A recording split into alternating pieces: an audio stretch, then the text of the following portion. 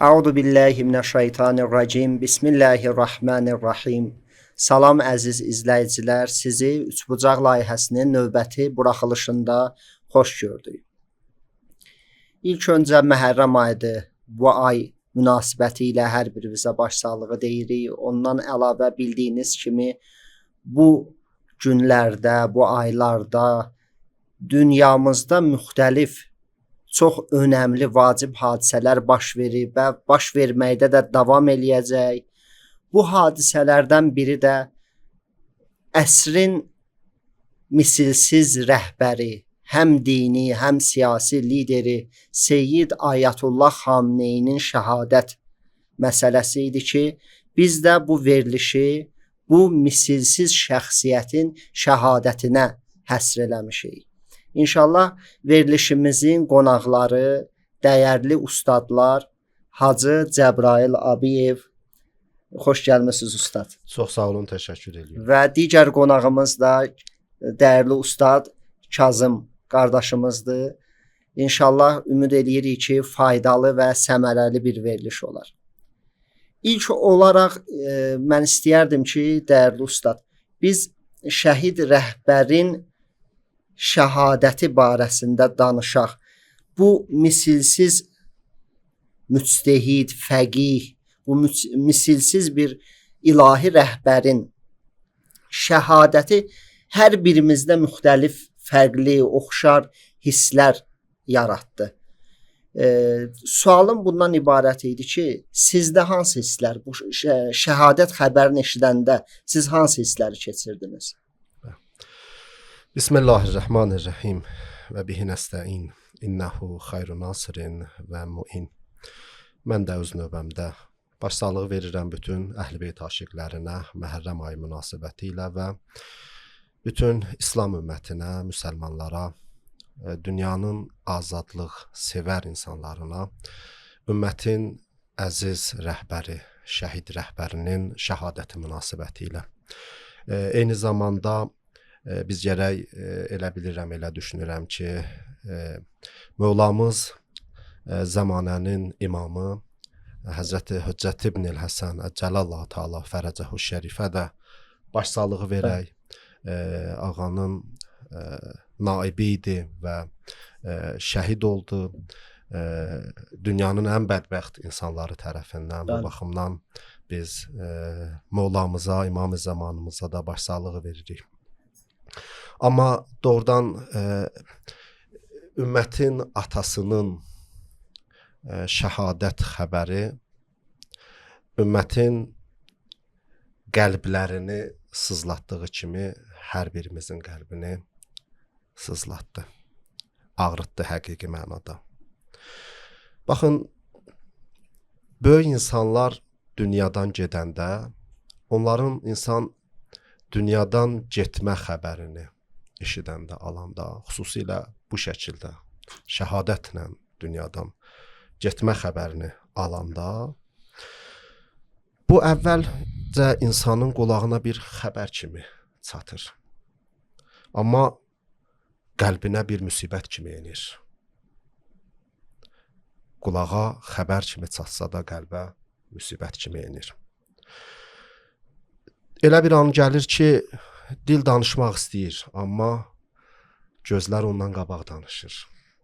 Biz Həzrəti Ağanın bu şəhadət xəbərini eşidəndə doğrudan hər bir mömin kimi, vilayət yolcusu kimi qəlbimiz sızladı və ixtiyarsız olaraq dilimizdən əvvəl bizim gözlərimiz danışdı. Və möminlər bir-birlərinə təsəlli verir, başsağlığı verir. Çalışdıq o vilayət yolcusu olan qardaşlarla dərdimizi bölüşək, görüşək və qucaqlaşaq, ağlayaq. Bu bizdə də yaşandı. Bir məsələni diqqətə çatdırmaq istəyirəm. Belə düşünürəm ki, belə anlarda insanların qəlbində 3 hiss birdən yaşanır. Və biz bu 3 hissin 3-ünü də deyə bilirəm yaşadıq. Həzrət Ağanın şəhadətində. O hisslərdən birincisi hüzündür, qəm, qüssədir. Digəri qürurdur. Və üçüncüsü isə daha önəmlisi məsuliyyət. Biz Həzrət Ağanın şəhadət xəbərini eşidəndə təbii olaraq hamımız qəmləndik, hüzün hissi keçirdik. Niyə? Çünki böyük bir şəxsiyyətdən artıq məhrum olmuşduq. İslam ümməti sözün əsl mənasında o ürək yanan, İslam ümmətini daim düşünən, dua eləyən, onların gələcəyi barəsində çalışan, bir ömür zəhmət çəkən bir şəxsiyyətdən artıq məhrum olmuşdu. Bu elə çox böyük bir hüzün, kədər və qəm-qüssə idi. Necə ki, Həzrət Əmir əleyhissalamın biz o şəhid olarkən çox eşitmişik bu barədə. Yetimlərin ağlamasın, uşaqların ağlamasın. Hətta böyük insanlar belə ağlayırdılar, qəmli, qüssəli olmuşdular. Çünki düşünürdülər ki, artıq yetim qalıblar. Biz görməmişdik, yaşamamışdıq. Elə bir təcrübəmiz olmamışdı, eşitmişdik. Amma biz bunu gördük və yaşadıq. Doğrudan ümmətin atasının itkisinin nə qədər ağır olduğunu biz sözün əsl mənasında hiss elədik. Yəni bu hiss sümüklərimizə qədər işlədi. Bu bir hüzn idi ki, hamımız yaşadıq. Amma hüznlə bərabər mən əminəm ki, bütün dünyanın o imanlı, vilayət yolcusu olan insanlar eyni zamanda bir qürur hissi də keçirdilər. Niyə? Çünki belə bir şəxsiyyət bir ömr Allah dediyin deyib, bir ömr Allahın ayələrinin, Allahın qanunlarının hakim olması üçün zəhmət çəkib, zindanlar görüb, işgəncələrə məruz qalıb. Hətta rəhbər olandan sonra belə bir sıra məzlumiyyətlərlə üzləşib, hətta bəzən yaxın insanlar tərəfindən belə bir şəxsin həyatının sonunun o şəhadətlə Allah yolunda qanına bələnməklə məntiqli son, başqa cür ola bilməz. Bu cür bitməsi ilə insan qürur hissi keçirir. Bəli. Doğrudan bu insan elə şəhadətə layiq bir insan idi. Niyə? Çünki o insan şəhid olaraq yaşayırdı. Canlı şəhid idi. Sadəcə olaraq onun o möhrü imzası vurulmalı idi, o vuruldu. Bu da qürur hissi idi. Hamımız qürur hissi keçirdik ki, nə yaxşı ki, ağamızın o dünyadan gedişi, rəhbərimizin dünyadan gedişi şəhadətlə oldu. Öz arzusu idi həm də. Öz arzusuna da yetişdi. Amma bunların hamısından daha önəmli, üçüncü hiss ki keçirdik, o məsuliyyət hissi idi. Artıq onun daşıdığı yükün bir hissəsinin ümmətin boynunda olduğunu hamımız hiss elədik. Və bir çoxlarımız qarşımıza məqsəd qoyduq, hədəf qoyduq ki, bu şəxsiyyətin məramı, amalı, hədəfi bu dünyada yaşamalıdır o, olmasa belə. Və bu işdə bizim tək-təkimizin rolu olmalıdır, zəhməti olmalıdır. Düşünürəm ki, bu üç hissi hamımız yaşadıq və Allahdan istəyirəm ki, qiyamət günündə bu hissləri həqiqi mənada yaşayıb və onlara cavab, onun qarşılığını verən insanlardan olaq və məsuliyyətimizi yerinə yetirənlərdən olaq. Allah bizləri həqiqətən sabit qədəm eləsin. Bu şəhidlərin qanı insanları dəyişir, aləmi dəyişir. Xüsusən də belə bir böyüklükdə bir şəxsiyyət dünyadan gedirsə, bunun mütləq cəmiyyətdə, insanlarda təsiri olacaq. İnşallah Allahdan istəyək, bu təsir bizim üzərimizdə də olsun və bu təsir elə son nəfəslərimizə qədər üzərimizdə olsun, hiss edəyək bunu. Həqiqətən çətin bir anı idi. Dediz ustad, mənim də o deyərlər, qəlb ağlın sözünə qulaq asmayanda göz yaşı cari olar. Həqiqətən də şəhadət xəbəri eşidəndə hər bir insan İstər-istəməz mümkün deyil burada insan rasional davranar, sırf ağılla mühakimə edə. İnsanın göz yaşı istər-istəməz zar olur və biz də həmin vaxt Rusiyadaydıq. Orada əzizlər, möminlər istər-istəməz başqa adamlar yox da bizə tərəf gəlirdilər. Bizdən soruşurdular ki, sualları maraqlı idi ki, bundan sonra nə olacaq? Bu çox həqiqətən adamın Belə yerdə adam məcburdur rasional cavab versin. Və onda biz başa düşdük ki, orada həqiqətən ağa nə boyda yük çiynində daşıyırmış. Hər bir hadisə olanda biz deyirdik ki, gözləyə görə rəhbər nə deyəcək. Bəli. İndi ümmətin rəhbəri gedib bu yük bizim üzərimizdə qalıb. Biz deməliyik bundan sonra nə olacaq? Və həqiqətən də adam insan özün çox çarəsiz hiss eləyirdi o anda ki, yəni bu yükü götürmək asan bir iş deyil. Və nə boyda məsuliyyətin sahibi olduğun adam sanki rəhbərin şahadəti ilə ilk növbədə onu başa düşdü ki, nə böyüklükdə bəli, mənəvi, həm dini, hər cəhətdən nə boyda bir yük onun üzərindədir.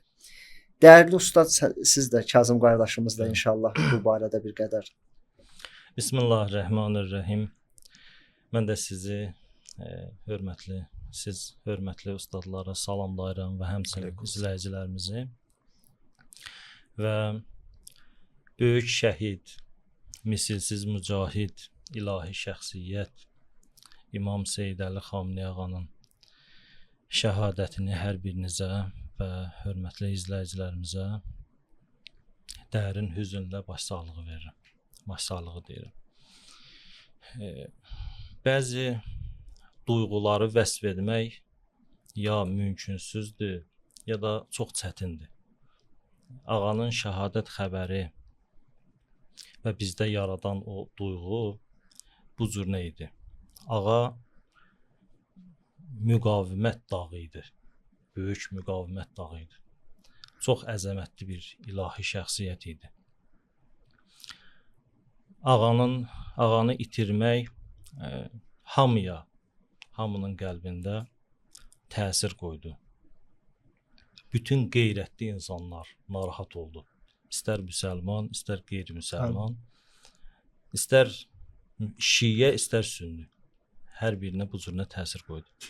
Bir anlığa o hadisələr ki, baş verdi, mən ağanın şəhadət xəbərini rəsmi olaraq eşidəndə yadımda qalan hisslərdən biri bu idi ki, bir anlığa dünya sanki söndü. Həyat mənasız oldu bir anlığa. İmam Hüseyn əleyhissalamın bir kəlamı var. Kərbalada bəzi şəhidlərin başı üstündə durub bu sözü deyirdi. Aləd dünya ba'dəkəl afa. Səndən sonraki dünyanın başına kül olsun. Bəli, Seyid Əli Xameneyi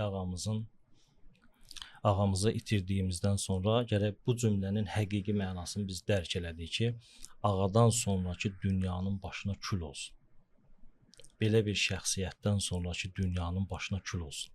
Amma hörmətli ustad da buyurdu, o qürur, ümidimiz ki var idi, intiqam hissləri ki var idi və zəfər çalacağımıza ümid ki var idi, ilahi vəd ki var idi. Məxsusən də ən mühümü Seyid Muştaba Xameneyi ağa ki, ondan sonra ağanın yerinə seçildi, o boşluğu doldurdu.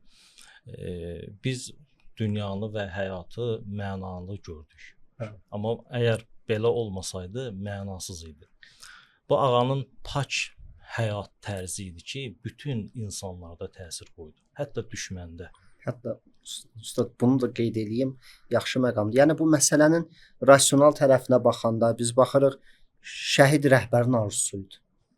Biz nə qədər onun salamatçılığı üçün dua eləsək də, gecə-gündüz ağlayaraq hər fürsətdə görürdün ki, qəhər boğurdu ağanı, şəhadətdən söhbət gələndə. Özü də deyirdi ki, təsəvvür eləyəndə ki, bir nəfər ömrü boyu mücahidə eləyə, sonra öz yatağında xəstələnib dünyadan gedə, deyir, mən bütün qorxu vücudumu bürüyür. Bəli. Yəni rasional tərəfi budur ki, ağa şəhid olmaq istəyirdi. Yaşı da artıq elə az yaşlı idi. Yəni bundan sonra ağa nə qədər ömür sürəcəkdi ki? Bir ömür mübarizədən sonra bu məsələnin rasional tərəfidir. Bəli, bu olsun. Amma hər halda bizdə bəşərik, o hisslərimiz var. Bəli. Mən bir məsələyə də toxunmaq istəyirəm. Ağanın bu cürünə təsir, şəhadət xəbərinin hər kəsə təsir etməsi, bu ağanın bir ömür pak yaşaması idi. Allah Taala Quranda da bu ayələr var, bu mövzuda ayələr var. Qısası belə deyə bilərik ki, ayə və hədislərə əsasən bir dəstə o qədər pak yaşayır, mələkdən üstün olur. Bir dəstə Bəli. isə o qədər iyrənc yaşayır ki, şeytandan da aşağı olur. Bəli. Quranda bu barədə ayələr var. O da ağa ki bu cürnə pak yaşamışdı, pak bir həyat sürmüşdü, düşmənləri isə o napaklıq həyatı sürmüşdülər. Ağa ilə amansızcasına ağanı terror eləmələri və bütün qeyrətli insanlarda bu təsiri qoydu ki, fitrətləri pakdır deyə bu təsiri qoydu ki, belə bir şəxsiyyəti, belə bir şəxs tərəfindən şəhadətə yetməsi heç kim bununla razılaşa bilmirdi. Demək olar ki, heç bir qeyrətli şəxs razılaşa bilməməlidir. Bəli. Biz belə deməliyik. İstər Həzm olunası bir şey mömin, deyil. istər mömin olsun, istər kafir. O şəxslər ki sevindilər, onlar napaklar idi. O şəxslər ki hələ də sevinirlər, onlar napaklar idi. Elə. Bu da mühüm məqamdır Doğru. ki, sevinənlər, pak insanları belə bir söz var. Pak insanların düşmənləri, müxalifləri napaklardır və onların ölümündə sevinənlər ən napaklardır. Və bəzi şeylər də var, Allah tərəfindən həqiqətən bu şeylərin bağışlanması imkansız kimi bir şeydir. Nə baxımdan deyirəm?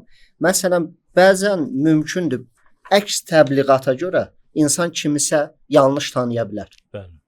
Yanlış tanıya bilər. Rəhbəri belə, İmam Əlini belə tarixdə görmüşük ki, əks təbliğatın qurbanı olanlar olub. Sonradan tanıyıblar, səhvlərin başa düşənlər olub. Ancaq Ölümündə sevinmək, yəni Epstein cəbhəsində hələ sevinmək də demirəm. Sən mümkündür sənə əks təbliğat olunub, sən propagandanın qurbanı olmusan. Lakin bu Epstein cəbhəsinə sən necə sevgi bəsləyə bilərsən? Bunun bağışlanmağı yoxdur. Bəli. Sən ki bilirsən Trump, digərləri, bunların cinayətlərin, fəsadların. Yəni necə ola bilər sən o cəbhə ilə bir sırada yer alarsan? Necə ola bilər? onların Bəli, sevincinə onların şərik sırasına qoşularsan. Həqiqətən də yəni bu şeyin daha burada aldanmaq. bəli, aldanmaq mümkün yoxdur. Sən deyil. bunlarla həmfikirsən. Bəli. Sən eyni şeyə sevinirsən bu cəbhəyə. Bəli. Çox gözəl məqamlara toxundu hər iki ustad. İnşallah ikinci müzakirə eləmək istədiyimiz mövzuya keçək. Hacı, bu şəhadət dünyada necə bir iz buraxdı? Bəli. Mən sizin bu sualınıza cavabı Hüseyn Cavidin bir şeiri ilə başlamaq istəyirəm. Hüseyn Cavid deyir: ölüm var ki, həyat qədər dəyərli. Həyat var ki, ölüm qədər zəhərli. Yaşamaq da xoşdur, ölmək də xoşdur. Qayəsiz həyatda ölüm də boşdur.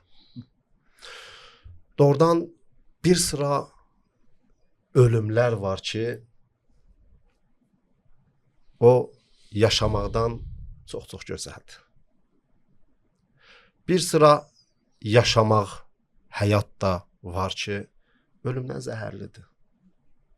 İmam Hüseyn əleyhissalamın o kəlamlarında buna işarələr var.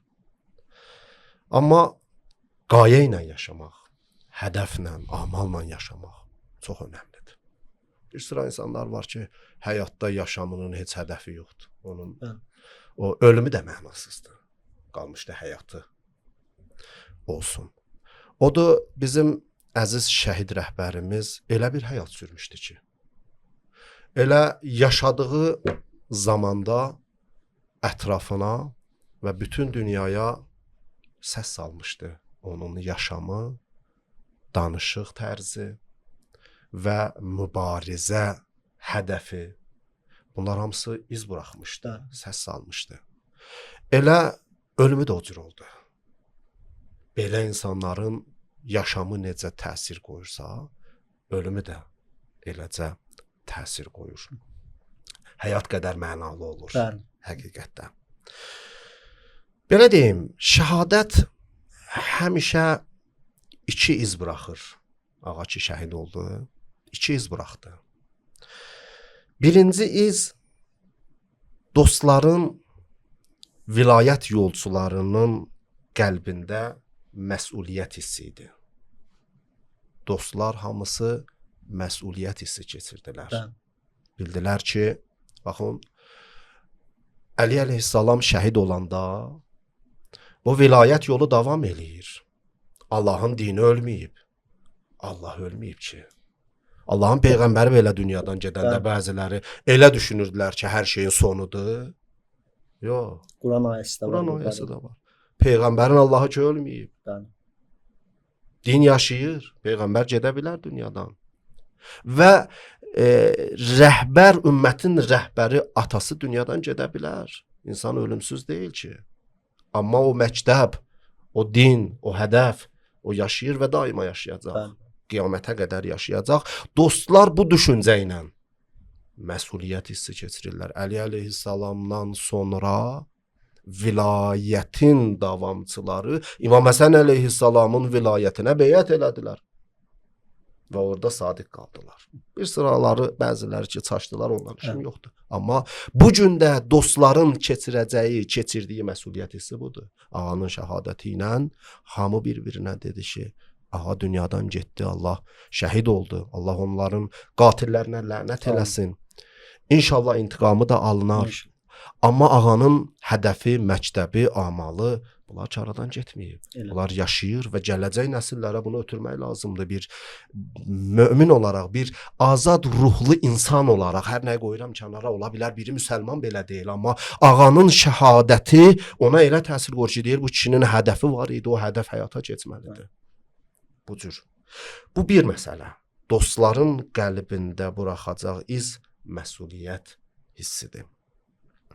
Amma o birinə keçməmişdən öncə ki, düşmənlər barəsindədir, o ikinci iz ki, buraxır şəhadət. Ona keçməmişdən öncə bir məsələni də qeyd etmək istəyirəm. Baxın, günəş qürub eləyir. Günəş qürub eləyəndə insanlar gördükləri şey qaranlıqdır. Qaranlıq çökür aləmə. Hamı qaranlığı görür. Amma onlar ki, baxışları itidir. Onlar ki, sabahı görə bilirlər. Onlar deyirlər, yox, əslində günəş yox olmayıb. Günəş sadəcə bizim görəcəyimiz bu atmosferdə qürub eləyib. Sadəcə buranı qaranlıq eləyib. Amma günəş başqa üfüqləri işıqlandırır. Başqa üfüqləri işıqlandırır. Haqq yolunda çalışan, yaşayan böyük şəxsiyyətlər də belədilər. Onların yoxluğu doğrudur. Bir boşluq yaradır. İnsan zahirən bir qaranlığın çökdüyünü görür. Lakin həmin boşluq eyni zamanda minlərlə yeni qəlbin oyanışına səbəb olur. Minlərlə boşluqlarda doldurur. Başqa üfüqləri işıqlandırır. Başqa baxışları işıqlandırır. Ziya verir, işıq verir. Baxın, o ki deyirəm, məsuliyyət hissi o qədər önəmlidir. Dostlar məsuliyyət hissi keçirir. Bu vilayət yolu davam eləyir.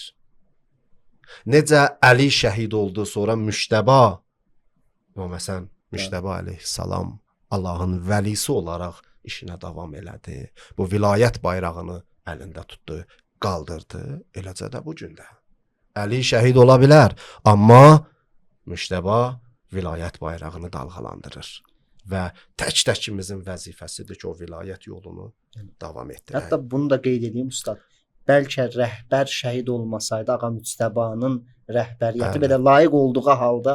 Bəli, ola bilər bir sıra insanların zehnində suallar yarana bilərdi, irad yarana bilərdi. Amma istəyirəm burada bir məsələyə diqqət çəkəm. O da budur, çox gözəl vurğuladınız. Baxın, Allahın bu varlıqda bir iradəsi var. O iradə hökm sürür. Bəli. O iradə bu vilayət yolunun davam etməsidir. Elədir. Düşmənlər narahat olsalar da, kafirlər narahat olsalar da, ürəkləri partlasa da, Quran təbiri ilə desək, bəli, bu vilayət yolu davam edəcək. Allah nurunu tamamlayacaq. Bunda heç birimizin şəkki və şübhəsi yoxdur. Allah nurunu tamamlayacaq. Bu Quranın vədəsidir bizim. Allahın vədəsidir. Hətta düşmənin ağılsızlığı ilə belə olsun. Bəli. Düşmən belə özünü çox ağıllı belə hesab eləsə, nəyəsə nail olmağa belə düşünsə belə. Baxın, istəyirəm bunu deyəm ki, məsuliyyət hissi keçiririk. Baxın, Bizim rəhbərimizi şəhid eləyə bilərlər. O dünyadan köçə bilər. Biz onu itirə bilərik. Bəli, böyük itkidir bizim üçün. Amma bunu düşünməməliyik ki, heç bir zaman bizim ağamız öldü və yox oldu. Ya belədir. Rəhbər yox olmadı. Məktəb yaşadı. Məktəb yaşadı. Can aldı biraz. Bəli, istəyirəm bu məsələyə diqqət çəkəm ki, bizim o dostların məsuliyyət hissi, rəhbərin şəhadəti ilə məsuliyyət hissi keçirməsi. Şəhid rəhbər o zaman ölə bilər ki, biz onun məramını, məktəbini unudaq, vilayət yolunu unudaq. Bəli. O zaman ölə bilər, bəli. Amma inanmıram vilayət yolçuları heç zaman bu məsuliyyətdən boyun qaçıralar və buna icazə verələr. Və bu mümkün də deyil, Allahın da iradəsi bu deyil. Bəs ona görə rəhbər ya şəhid o zaman ölür ki, onun məramı unudulur.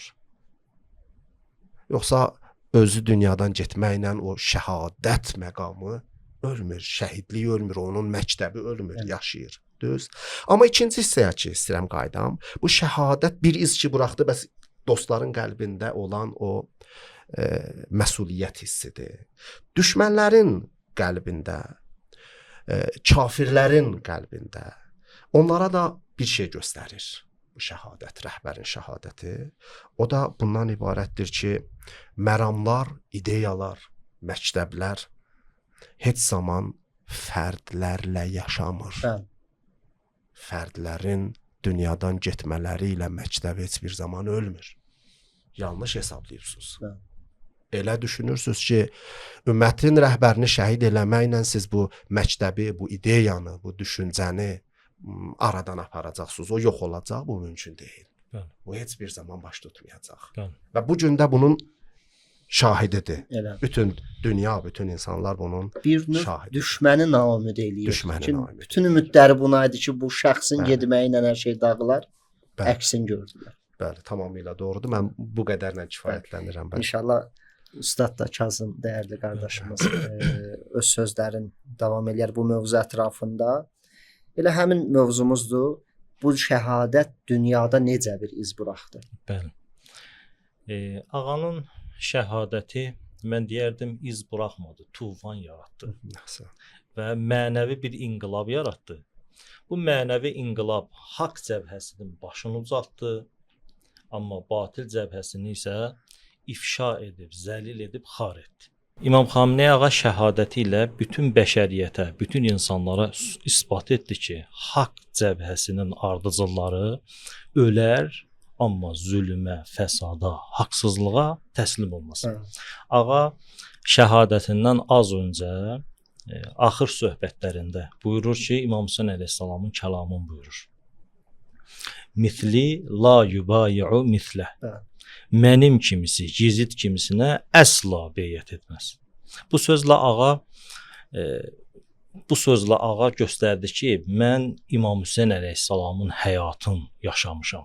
Mənim işlərim, prinsiplərim, hədəflərim Kərbala prinsiplidir, Aşura prinsiplidir, İmam Hüseyn prinsiplidir. Ağa bu sözü ilə bütün bəşəriyyətə, bütün insanlara isbat etdi ki, İslam və şiəlik mərdanəlik məktəbidir. Ağa bu işi ilə, bu sözü ilə isbat etdi və həyatı ilə isbat etdi ki, bir insan əgər görsə ki, bəşəriyyətə ləkə yaxılır, bəşəriyyət fəsada sürüklənir, o vaxtı gərək qanının bahasına da olsa, gərəkdir ki, bu planların, bu mənfur planların müqabilində durasan və bunlardan mübarizə eləyəsən. Bunu qısası ilahi hədəfləri gərək qanunla yaşadasan. Ağa şəhadəti ilə dünyada, məxsusən də o pak fitrətli insanlarda qeyrət, şücaət duyğusunu yaratdı, yaşatdı.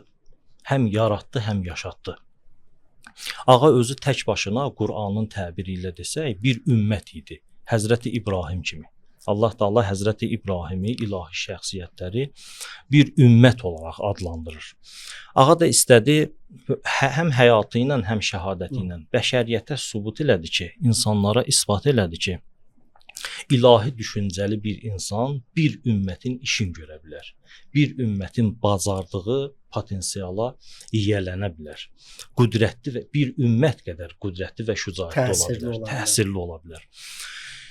Quranda bir ayə var. Allah Taala buyurur, məzmunu belədir. Əgər siz 20 nəfər olsaz, 200 nəfərin müqabilində qaçmamalısınız. Əgər qaçmasız, dözsəz 200 nəfərə qalib gələcəksiniz.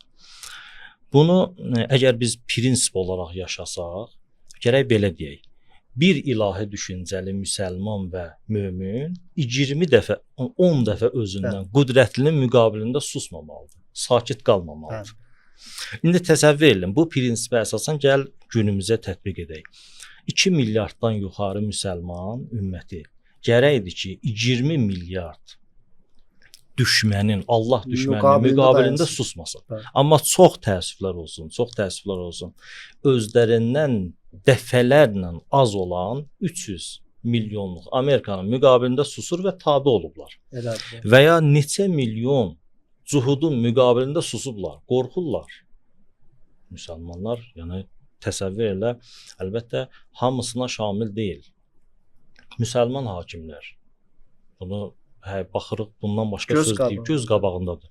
Susublar və tabe olublar. Amma ağa isə tək başına göstərdi ki, mən tək başına nəinki bir nəfərlə, 10 nəfərlə, 300 milyonla döyüşməyə hazıram və döyüşdü, isbat elədi. Və şəhadəti də o hədəflər və amallar ki, ilahi amallar ki var idi, onun dalıcı idi, onları daha da yaşatdı. Baxın, mübariz insan belədir. Dini prinsipə əsasən, dini maraqlara, dini yöndən məsələyə yanaşsaq, bir mücahid insan, ağa ki, misilsiz mücahid idi. Bir mücahid insan o ilahi hədəflər yolunda çalışır, addım atır, ilahi amallar, ilahi prinsiplər. Onu həyata keçirə bilmədikdə, çünki məhduddur da, dünya məhduddur. Həyata keçirə bilməyəndə şəhadəti ilə o hədəfləri həyata keçirdir. Bariz nümunəsi İmam Hüseyn əleyhissalamın məktəbi. İmam Hüseyn əleyhissalam 72 nəfərlə 30 minin müqabilində durdu. O hədəfi zahirdə həyata keçirə bilmədi. Çünki öz vücudu ilə, döyüşlə elə bilmədi Yezidi devirsin. Amma şəhadəti ilə 14 əsrdir nə təkcə bir Yezidi, Yezidləri devirdir. İmam Seyyid Əli Xameneyi bu misilsiz mücahiddə həmin yolu getdi. O hədəflər ki var idi, ağa öz şəhadəti ilə. Seyyid Müştəba ağa o ağanın yolunu davam etməklə həmin hədəfləri, həmin amalları həyata keçirdəcək və yaşadacaq. İnşallah, Allahın İnşallah.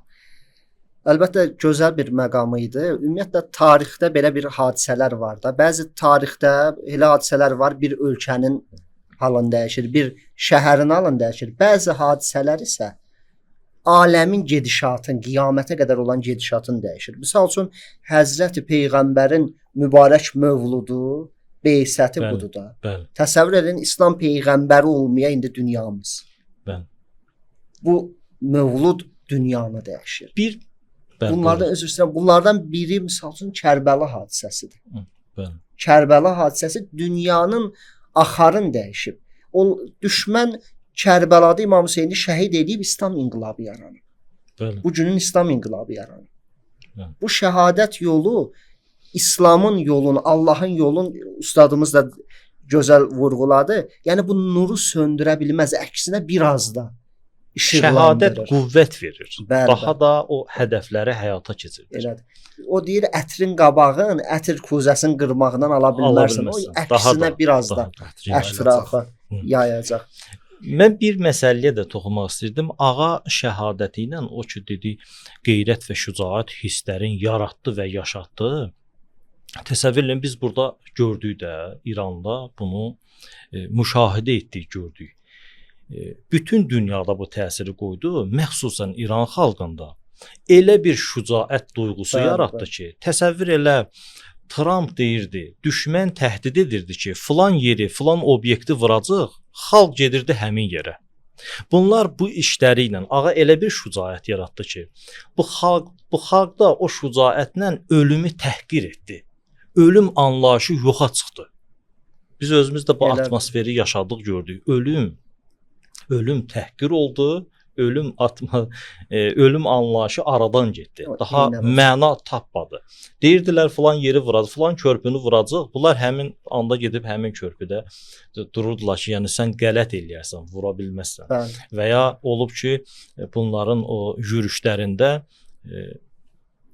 100 metrə kənarı, 50 metrə kənarı vurublar, amma bunlar tərpənmirdi. Yerlərindən tərpənmirdilər. Bu hissləri ağa öz şəhadəti ilə yaratdı. Bizim həqiqətən bir qorxumuz var idi. Hər bir möminin içində %100 bu qorxu var idi. Bir gün ağı olmaya ancaq biz olaq. Bəli. Bu həqiqətən adam düşünəndə bu şeyi ki, Düşünəndə bir gün ağı təsirlənirdi. olmayacaq, biz olarıq. Bəli. Adam bu haldan qorxurdu ki, elə adamın istədiyi də bu idi ki, bir şəhadətlə, bir yolla elə bir həyat yaşasın ki, ağanın yoxluğunu hiss eləməsin, onu Bəli. görməsin, o anı Bəli. görməsin. Bəli. Və Allah bu ən böyük qorxumuza ağa kömək Qorxu oldu ilə. bizə.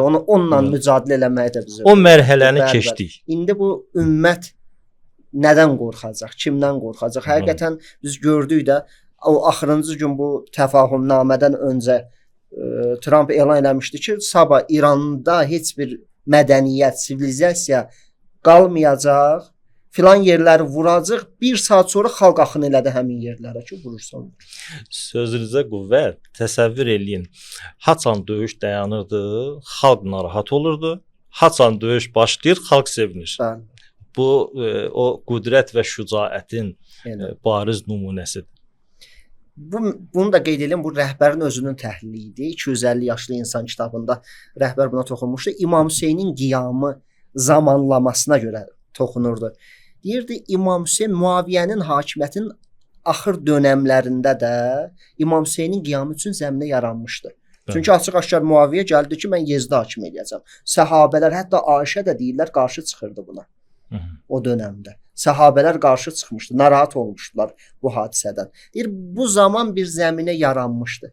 Lakin deyir, Yezidin zamanında İmam Hüseyn qiyam elədi. Rəhbər bunu qeyd edir ki, Yezidin zamanında elə bir şərait yaranmışdı ki, İmam Hüseyn sağ qalsaydı hakimiyyətə gələcəkdi, öz hədəflərin, İslamın ilahi hədəfləri yer üzündə hakim eləyəcəkdi. Birdən şəhid olsaydı da qanı hesabına o hədəflərə gedibsə, hər bir halda hədəflərə çatacaqdı. İhdəl husnəyən Quran buyruğu iki gözəllikdən biri prinsip. Mənim başa düşdüyüm o ki, rəhbər ki, o təhlükəni bilə-bilə evində qaldı. Elə həmin an idi, həmin məsələ idi. Bilirdi ki, sağ qalsa da bunların sonuna çıxacaq, şəhid olsa da ümməti dirildəcək, İslamı dirildəcək. O məktəb yaşayacaq. İnşallah növbəti sualımıza keçək. Həqiqətən çox dəyərli, faydalı mövzulardır. Həm özümüz də öyrənirik. İnşallah əziz izləyicilərimizə də faydalı olar. Növbəti sualımız budur ki, şəhid rəhbərin varlığı dünyada nələri dəyişdi? Və şəhadəti nələri dəyişəcək? Çox gözəl sualdır. Təşəkkür edirəm. Qeyd etmək istərdim ki, hər bir rəhbərin insanlar üzərindəki yaratdığı təsir, qoyduğu təsir o insanlarda yaratdığı dəyişikliklə ölçülür. Buna görə də baxmaq lazımdır ki, əziz şəhid rəhbərimiz insanlara nə mesajları ötürürdü və onlarda hansı dəyişiklikləri yaratmağa səy göstərirdi. Əgər bir rəhbər insanlara qorxu yerinə ümid ötürürsə, passivlik yerinə məsuliyyət ötürürsə, ümidsizlik yerinə inam aşılayırsa, bu onun təsirinin zamanla məhdudlaşmadığını göstərir. Və rəhbərimizin həyatına baxanda bütün danışıqlarında, hətta çox böhranlı vəziyyətlərdə, fitnələrdə belə çox soyuqqanlıqla insanların qarşısına çıxıb onlara ümid aşılayırdı. Ümidsizliyə bir an düşməməyi tövsiyə eləyirdi və məsuliyyətli olmağı, passivlikdən uzaqlaşmağı Bəli. çatdırırdı. Hətta onun o aşıladığı ümidlərdən ki, hamı buna inanır ki, bütün o insanlar ki, onun sözlərinə qulaq asıblar, onun sözlərinin doğru olduğunun bəzilərini görüblər, bəzilərinin də baş verəcəyini gözləyirlər. Bəli, elədir. Deyirdi, bir zaman gələr biz olmarıq, amma siz Qüdsdə namaz Namaz qılarsınız. Bəli. Və tarixin gedişatı da bunu göstərir. İnşallah. Bu gec-tez baş verəcək bir İlahi vədlər. hadisədir. Bəli, bütün baxın dünya insanlarında bu məsələyə doğru oyanış var, ayrılıq Elədir, bəli. var. Hətta müsəlman olmayanlar belə deyirlər, niyə o insanlar günahsız yerə orada öldürülür? Bir əyi zəmbin qutilət. Bəli. Hansı günaha Bəli, öldürülür? bəli. Quranın o şuarın artıq insanlar, müsəlman olmayan, Quranı qəbul etməyən insanlar belə səsləndirirlər. Onun o aşıladığı təfəkkür, danışıqları, davranışları bunu göstərir ki, onun o məktəbi, onun həyat tərzi zamanla məhdudlaşmır. O şəhid ki oldu, bu mesajı hər birimizə ötürür ki, şəhadətlə artıq ağanın şəhadəti ilə biz yeni bir mərhələyə keçirilmişik, qədəm qoymuşuq. O yeni mərhələdə artıq çox gözəl hadisələr baş verəcəkdir. Nədən? Çünki insanlar bəzən bir insan nə qədər ki həyatdadır, onun qədrini bilmir. Onun sözlərinin dəyərinin bilmir, anlamır. Nemət nə qədər əlindədir, anlamır o nemətin qədrin. Başa düşmür o balıq sudan çıxan misalı. Bəli. Elə ki sudan çıxır, suyun nə qədər önəmli nemət olduğunu anlayır. Onun ona nələr bəxş elədiyini anlayır, düz. Bu şəhadətlə də yeni mərhələyə keçid başlayır. Bu şəxsiyyətin o həqiqi siması ortaya çıxır. Onun necə bir yaşam sürməsi ortaya çıxır və insanlarda ona qarşı məhəbbət yaranır. Onun sözlərinə, onun davranışına qarşı meyl yaranır. Və onun yaşadığı, onun uğrunda mübarizə apardığı prinsipləri özləri üçün prinsipə çevirirlər insanlar. Bu şəhadət bunun göstəricisidir. Düşmən elə düşünür ki, şəhid eləməklə hər şeyi bitirir, yox, bu cür deyil. Şəhadət başlanğıcdır. Başlanğıc deməkdir. Həqiqətdə başlanğıc deməkdir. Bunu anlamayıblar hələ. Hələ anlamayıblar. Bundan belə ki 1400 il bundan qabaq İmam Hüseyn əleyhissalamın şəhadəti bunu bizə göstərdi. Bütün dünyaya göstərib. Və bu gün yaşayırlar bunu, görürlər. Amma yenə elə bilirlər ki, nəyəsə nail olacaqlar. Yox. Bu şəhadət bəlkə o amalların, hədəflərin həyata keçməsi üçün bir qüdrətli, möhkəm bir başlanğıcın startının verilməsi deməkdir. Həqiqətdə bundan ibarətdir. Baxın, ağacın böyüklüyü deyirlər onun kölgəsindən bilinər. Həzrət Ağanın böyüklüyü bugün onun şəhadətindən sonra bütün aləmə, insanların qəlbinə o qoyduğu təsirdən görünür. Şəxsiyyəti ortaya çıxır. Şəxsiyyətin böyüklüyü onun yoxluğundan, hiss olunan boşluğundan bilinir. Bilirlər nəyi itirmişik, hansı boşluqla qarşı-qarşıyayıq.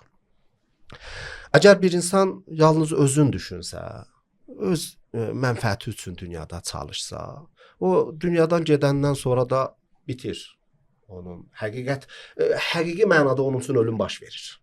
Bəli, həqiqi ölüm. Amma bir insan ilahi məramlarla yaşayıb, ilahi dəyərlər və prinsiplər uğrunda bir ömür mübarizə aparıb. Belə bu insan ölməklə, şəhid olmaqla, dünyadan getməklə ölmür. Ölümsüzləşir və böyüyür və təsir gücü daha da çoxalır. Əgər bir məktəb qurubsa biri, ki ağa kimi özündən doğrudan bir məktəb qoydu, getdi özündən sonra. Bu şəhadət doğrudan həmin məktəbin yeni dərsi olur. Ağa bir məktəb qoyub gedib, onun şəhid olmağı o məktəbin ilk dərsidir. İlk dərsi şəhidlikdir. Bütün bəşəriyyətə bu mesajı verir. Ağanın, əziz şəhid rəhbərimizin bizə yadigar qoyub getdiyi məktəbin ilk dərsi bizim üçün başladı. O da şəhadətdir.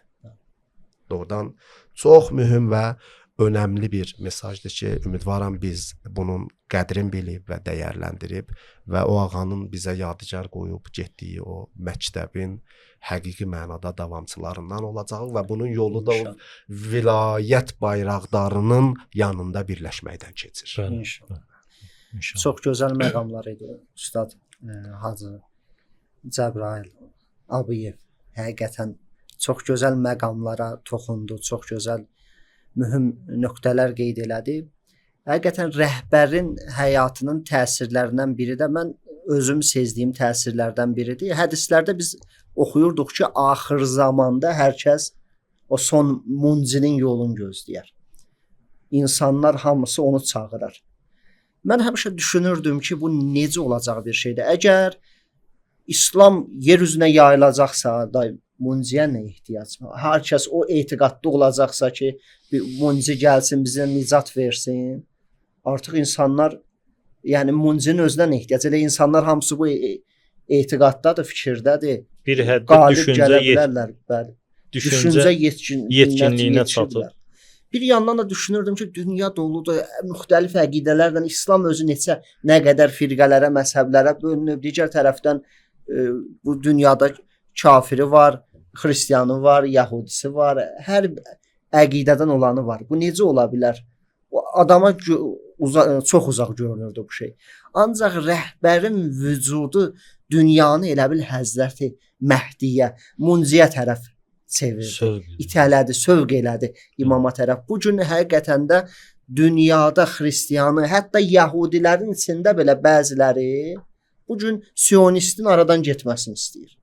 O muncinin, o xilaskarı axtarırlar ki, bu zülmə son qoya, bu Epstein cəbhəsinə son qoya, bu haqsızlıqlara son qoya ki, bu rəhbərin həqiqətən məncə vücudunun ən böyük bərəkəti idi ki, zuhurun ən böyük zəminəsini yaratdı. İnşallah dəyərli ustad Kazım qardaşımız da bu mövzu ətrafında müəyyən qədər öz sözlərini, fikirlərini bizimlə bölüşsə məmnun olarım. Çox gözəl. Hər iki ustad, hər birinizə təşəkkür edirəm. Gözəl mövzuya gözəl yanaşdınız və toxundunuz. Mən də bir başqa bir yöndən istəyirəm məsələyə yanaşam. Şəhid ağanın vücudu düşmən planların alt-üst elədi. Düşmən planlarını dəyişdi. Özü də Epsteinçi düşmən planlarını dəyişdi. Bunu hətta bəzi xarici siyasətçilər də bunu deyiblər efirdə. Deyiblər biz plan cızırdıq İslam əleyhinə. Əlbəttə İslam əleyhinə deyir, yəni bəşəriyyət əleyhinə. Çünki İslam fitrətlə uyğundur, bütün bəşəriyyətə şamildir. İnsanlıq əleyhinə. Bəli.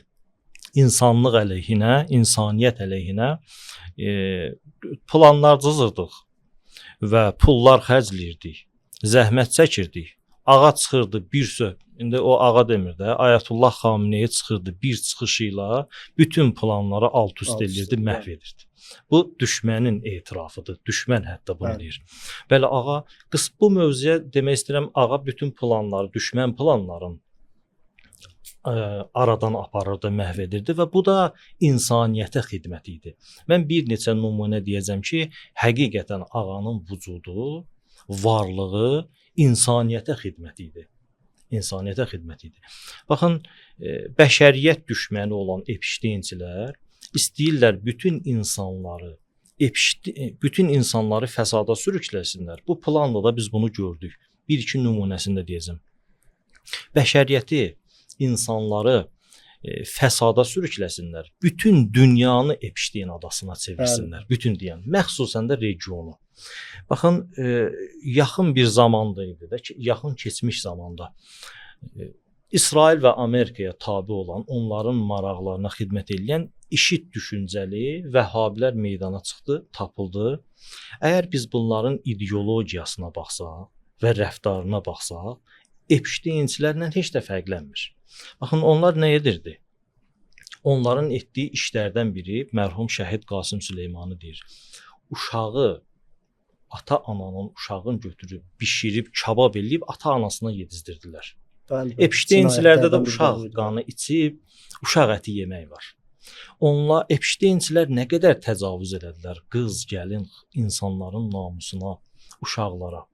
Eyni ilə həmin işi bu İsrail və Amerika Epsteinçilərə xidmət edən, onların planlarına xidmət edən vəhhabi düşüncəli işitçilər də bu işləri gördülər eyni ilə. Deməli çox oxşayır. Bunun müqabilində kim durdu? Kim bu işidi aradan apardı? İmam Seyid Əli Xameneyi. Şəhid İmam Seyid Əli Xameneyi apardı. Bu bizim ölkələri, bütün bəşəriyyətə xidmət idi, insaniyyətə xidmət idi, məxsusən də region ölkələri. Çünki işidin planı belə idi ki, əgər qüdrətə gəlsəydi, bütün region ölkələrində bu işləri edəcəkdi. Ondan da biri bizim ölkədir. Elə. Bizim ölkəyə də şamil olacaqdı. Yəni həmin Epsteinçilik, Epstein təfəkkürü bunlar bunu din adı ilə eləyirdilər. Ağa isə gəlib bunu aradan apardı. Baxın 17 dəfə tarix boyu, ola bilsin çox az da ola bilər, 17 dəfə yadımda qalan budur. Kərbəlanı İmam Hüseyn hərəmin söküblər tarix boyu. Amma bu dəfə sökə bilmədilər. O şəxslər ki, Hüseynçi deyir, eləyə bilər vilayət fəqihi qəbul eləməsin. Necə qeyrətli Hüseynçisən ki, xanım Zeynəbin hərəmin müdafiə edən bir şəxs, bir şəxsiyyət, indi gəlib ona mənfi sözlər deyirsən. Və ya o şəhid olanda sevinirsən. Elədir. Bu hansı düşüncədir? Bu İslam düşüncəsidir, İmam Hüseyn düşüncəsidir, əsla, əbədən. Elə. Ağanın vücudu belə bir xidmət elədi, bütün bəşəriyyətə belə bir xidmət elədi. Hətta bunu qeyd edeyim ustad. Deməli, bəzən deyirlər ki, belə bir təfəkkür var ki, Amerikanın işi İranlandır. Yəni başqa yerlərlə işi yoxdur. Bu təfəkkürdə heç bir müsəlman bu təfəkkürdə ola bilməz. Çünki Amerika kimdir, İsrail kimdir, digərləri kimdir? Bunların hamısının başı üzərində duran şeytandır. Bunlar şeytanın xidməti. Şeytanın işi insanlıqlandır, bəşəriyyətlədir. Şeytan məmləkətə ayırmır ki, bu İrandır, mənim davam İranlandır. Şeytan harda insan ayağı var, onunla düşmənçiliyi var və vədə də verib Allah ki, bunların hamısını azdıracaq. Bəli, vədəsi də və ən pik yerə qədər də azdıracaq. Hara qədər azması mümkündür azdıracaq. Şeytan cəbhəsinin nümayəndələridir. Bu gün biz Amerika, İsraildə digərləridir. Bəli. Belə olan təqdirdə heç bir ağıllı insan, xüsusən də müsəlman deyə bilməz ki, bunların işi İrandandır, bizə toxunmurlar. Bunların işi elə Türkiyə iləndir, bunların işi Azərbaycanlandır. Hətta bəzi Türkiyədə siyasətçilər özləri etiraf edir ki, əgər İrandan sonra bizik. İndi bunu sədaqətlə deyir, demir özü bilər, amma həqiqət budur. Reallıq budur. Çünki düşmən istəmir. Onun öz hədəflərini həyata keçirməkdə heç bir maneə görmək istəmir. Sən də əgər müsəlmansansa və ya pak fitrətə sahibsənsə, səni də istəmir. Çünki la uğviyennahum ecmaîn prinsipi bütün insanları azdıracağam şeytanın sözüdür. Bu prinsip sənə də öz yolunda maneə görür, öz hədəflərinə görə maneə görür. Növbəti sualı elə dəyərli ustad elə sizə verim. İnşallah ondan sonra Hacı Cəbrayıl Əliyev də bu mövzu ətrafında ətraflı müzakirə eləyər. Doğrudurmu ki, yenə də müslim şəhid oldu? Bu da gözəl sualdır. Baxın, məsələyə iki cürə yanaşa bilirik də. Bir dəfə məsələyə bu yöndən yanaşırıq ki, Həzrəti Məhdinin xas naibi yox idi. Həzrəti Müslim isə xas naibi.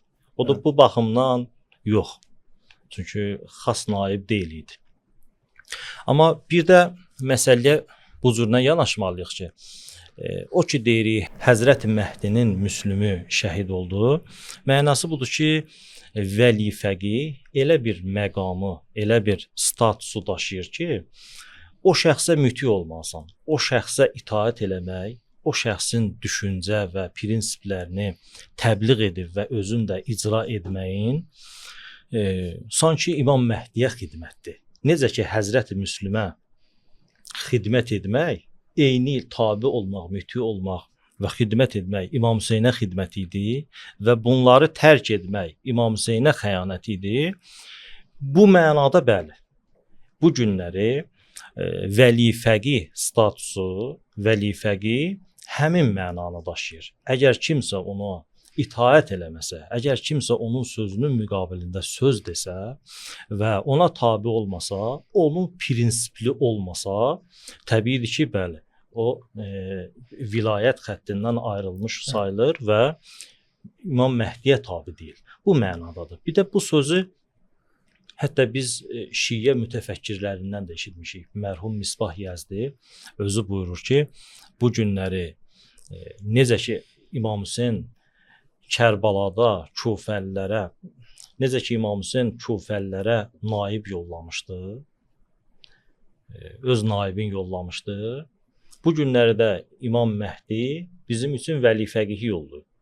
Əgər İmam Hüseyn Həzrəti Məhdini tək qoysaq, elə bil İmam Hüseyni tək qoşmuşuq. Ona itaat eləməmişik. İndi də əgər vəli fəqihi tək qoysaq, sanki Həzrət Məhdini tək qoymuşuq. Ona tabe olmamışıq. Bu mənada götürəndə bəli, düzdür və bu bizim də sözümüz deyil. Bunu Şiə mütəfəkkiri, İslam mütəfəkkiri mərhum Ayətullah Misbah Yəzdi buyurubdur. Evet.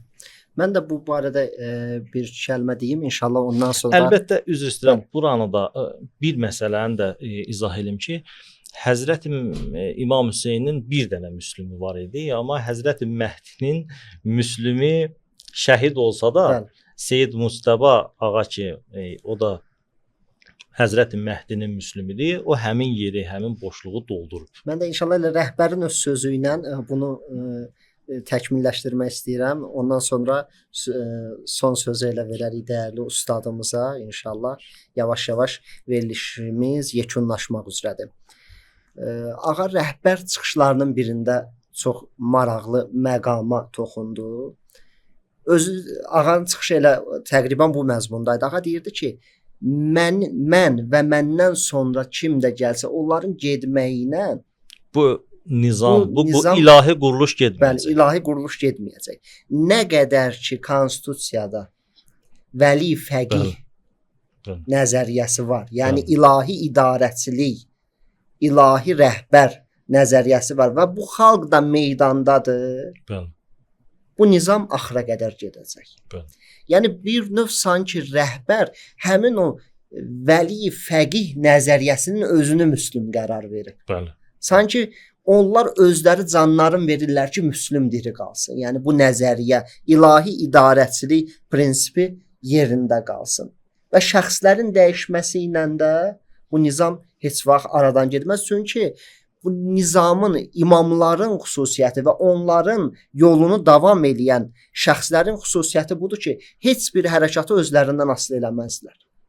Şəxslərə bağlı eləməzlər. Hərəkat onun ideologiyasına, onun düşüncəsinə, təfəkkürünə, məbnasına bağlıdır. İlahi ideologiyanı qabağa aparırlar. Və həmin müslim də zahirən həmin bu vəli fəqih sistemidir ki, biz canımızla, qanımızla ona bağlıyıq. Mərhum Misbah Yəzdi rəhmətli də bu ikinci dediyim yöndən məsələyə yanaşır. Yəni itaət mənasında. Bəli. İtaət mənasında bəli, eynilə həmin müslümdür. Həzrəti Məhdinin müslümüdür ki, yəni buna da gərək tabe olasın. Dəyərli ustad, siz də bu barədə bir qədər.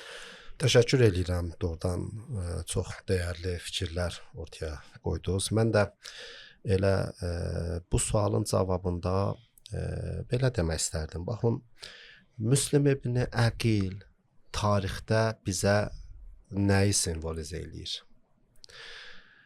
Baxdığımız zaman görürük ki, İmam Hüseyn əleyhissalamın bir nümayəndəsi idi. Həzrət özündən qabaq göndərir Kufəyə və Kufəlilərin həqiqətdə Həzrət Hüseynə olan münasibətini öyrənmək üçün, özünə olan o vilayət məqamına olan münasibətini öyrənmək üçün. Həzrəti Müslim ibn Əqil nə ilə üzləşdi və nəyi simvolizə eləyir?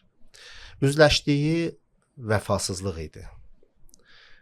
Tənha qalmaq idi. Tək qalmaq idi. Bu bir məsələdir. Məsələnin Müslim ibn Əqillə olan məsələnin bir tərəfidir. Ki o tənhalıqla və vəfasızlıqla üzləşdi. Bu həqiqi mənada imamın naibinə edilən vəfasızlıq və tənhalıq imamın özünə edilmiş bir məsələ idi, addım idi. Bir də Müslim bir məsələni də simvolizə eləyir bizə. İmama Allahın o vilayət məqamına olan sədaqət. Bəli.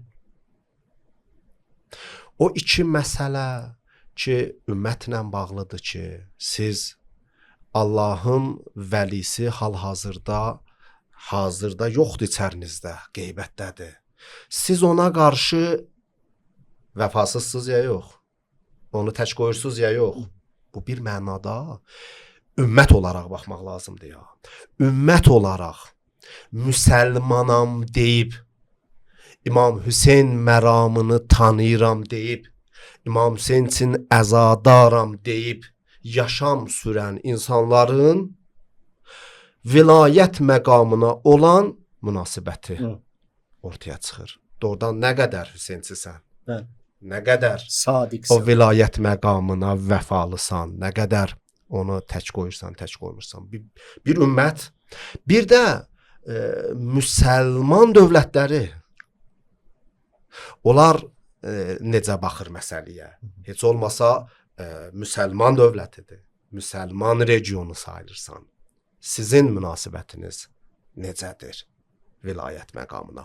Bu da digər bir məsələdir. Amma o ki, üçüncü qeyd elədim, o nümayəndənin özünün sədaqəti. Bəli, bu baxımdan baxsaq, Müslim ibn Əqilin imamına olan o sədaqəti, canını ortaya qoyması, fəda eləməsi bu yolda gün kimi bizə aydındır. Əziz şəhid rəhbərimiz, diri imamın, sağ imamın, ümumi naibi də olsa, diri naibi kimi bugün biz bunu müşahidə elədik. Nə qədər təhdidlər oldu. Hamısına meydan oxudu. Dedim, mən vilayət məqamına, Höccət ibn Həsənə sadiqəm. Bu yolda lazım olsa canımı da verirəm. O qüsurlu cismimi də verirəm. Sözləri var da, İmam Zamana müraciət olaraq deyir. İmam Zamana müraciət olaraq deyir. Deyir, bu biraz abrımız var, onu da siz bizə vermişsiniz. Mən hazıram bunların hamısını təqdim eləyəm sizə. Müslim ibn Əqilin o sədaqətini biz canlı müşahidə elədik. Şəhid rəhbərimizdə. Necə bizə, necə aləmə göstərdi canlı şəkildəki Müslim ibn Əqil, necə sədaqət göstərib. 12 günlük müharibədə təhdid var idi ki, vırılacaq. Aşura gecəsi heç kim gözləmədən məclisin ortasında şəhid rəhbərimiz daxil olur məclisə. Və bir mənada meydan oxuyur. Deyir, Əlinin balası sizdən qorxmur. Vilayət məqamına itaət elə, onun vilayətini qəbul eləyən sizdən qorxmur. Canım bu yolda təqdim eləməyə hazırdır. Bir ömür bunun üçün yarışıyıb, indi də canını o yolda fəda eləməyə hazırdır. Müslim ibn Əqilin bəs o sədaqəti, doğrudan biz şəhid rəhbərimizdə bunu müşahidə elədik. Və bir məsələdə, Müslim ibn Əqilin şəhid olması ilə məsələ bitdimi? Yox, düzdür. İmam Hüseyn əleyhissalamın şəhadəti ilə də nəticələndi. Amma yenə bu hər şeyin sonu demək deyildi. Çünki İmam Hüseyn əleyhissalamın şəhadətindən sonra nələr baş verdi? Bu özü bizə bunun göstəricisidir ki, o Müslim ibn Əqilin şəhadəti sonrakı böyük hadisələrin göstəricisidir, müsbət mənada. Düzdür, İmam Hüseyn də şəhid oldu. Amma sonradan baş verən hadisələr, sonradan Əməvi imperiyasının, ya Əməvilərin o kürsüsünün sirkələnməsi, bir çox insanlarda oyanışın yaranması, bu hamısı bu hadisələrin sonunda baş verən məsələ idi. Bəzən doğrudan sözümü bununla yekunlaşdırım. Bəzən bir damla qan minlərlə nitqdən, çıxışdan daha təsirli olur. Niyə? Çünki söz həmişə qulağa çatır. Amma fədakarlıq qəlbə təsir eləyir. Ürəyi titrədir. Onlar ki, şəhid rəhbəri şəhid elədilər. Bunu bilsinlər. O bir zaman çıxış eləyirdi. Söz qulaqlara çatırdı. Bəziləri eşidirdi. Çoxu eşidirdi, amma qəbul eləyən, eləməyən, təsirlənən, təsirlənməyən insanlar olurdu. Amma fədakarlıq, o kəfən geyib, ölümə hər an hazır olan bir şəxsiyyət, şəhadəti ilə, qanı ilə o məramını bütün bəşəriyyətə çatdırdı. Və o şəhadət qəlblərə toxundu. Qəlbləri həqiqi mənada titrətdi və ümidvaram ki, bu şəhadət inşallah tezliklə Həzrəti Hüccət ibn Həsənin zuhuru ilə tamamlanacaq. İnşallah və haqq cəbhəsinin qələbəsi ilə, batil cəbhəsinin tezliklə məğlub olması ilə sonlanacaq inşallah. Bir mühüm məsələ də bu idi ki, sualda bu məsələyə də işarə eləsək, elə bilirəm yaxşı olar. O am və xas, ümumi və xüsusi naib barəsində bunların fərqli cəhəti bundadır ki, imam hansısa bir müəyyən bir şəxsi öz dövründə əgər öz naibi qərar verirsə, buna deyirik xüsusi naib. Özü müəyyən edib. Bəzən də imam xüsusi naib təyin eləmir. Ümumi şəraitləri deyir, çərçivələri deyir. Xüsusiyyətlərin deyir. Xüsusiyyətlərin deyir. Bu xüsusiyyətlər kimə şamildirsə, o olur imamın naibi. Amma imam birbaşa kimisə müəyyən bir şəxsi təyin eləmir. Bu fərqli cəhət. Amma itaət baxımından heç bir fərqi yoxdur. Xüsusi naibə necə müti olursansa və ona itaət etməmək günah sayılır. Böyük bir Allaha qarşı üsyan sayılır. Ümumi naibədə belədir. Ümumi naibədə tabe olmasan, sözlərinə əməl eləməsən, onun müqabilində söz desən, onu qəbul eləməsən, orada da böyük günaha mürtəkib olubsan və Allaha üsyan sayılır. Əslində verilişin sonlarına yaxın ustadımız bir dənə bəhs açır. İndi bunu dedim ki, birdən ümumi xüsusi sözün dedik, amma tətbiq eləmədik. Məşhur hadisədir. O imamətin seçimində, imamların seçimində kim mövzudur da həmin intisabi, intixabi. Bəli. İntisabi də özü iki cürdür. Bəli. Bir xüsusiyyətlərlə, bir də birbaşa vəlinin əmri ilə. Bəli. Və hər bir halda vəli fəqih özü də Allah Quranda misal üçün bizə deyir, kimlərə itaat eləmə. Fisq əhlinə itaat eləmə, özləri elmə möhtac olanlara itaat eləmə, kimlər itaat olunmalıdır, bir-bir bunları sayır. Və bizə bəlli olur ki, kimə itaat eləməliyik bunun müqabilində. Allah hər bir ustaddan razı olsun, dəvətimizi qəbul edədiniz. Minnətdarlığımı bildirirəm, həqiqətən faydalı bir veriliş oldu. Yavaş-yavaş verilişimizi yekunlaşdıraq. Əziz izləyicilərə də minnətdarlığımızı bildiririk ki, axıra qədər izlədilər. İnşallah növbəti verilişlərdə görüşənədək.